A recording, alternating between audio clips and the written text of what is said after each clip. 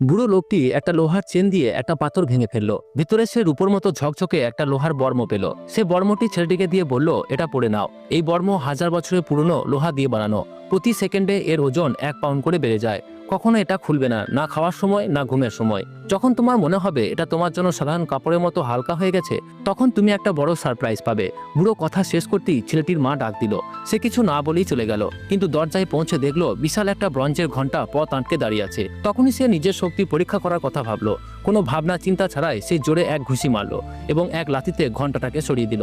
সে জানতোই না যে এটা বুড়োর দেওয়া একটা পরীক্ষা ছিল। বাড়িতে ঢুকতেই কয়েকজন তাকে হাঁটু গেড়ে বসিয়ে দিল। তাদের কুলের এক মেয়ে অভিযোগ করলো যে ছেলেটি তাকে স্নান করার সময় উকি মেরেছে। এটা শুনে তৃতীয় কাকা রাগে ফেটে পড়ে নিয়ম অনুযায়ী তাকে শাস্তি দেওয়ার আদেশ দিল। তার চোখ উপড়ে ফেলার প্রস্তুতি চলছিল।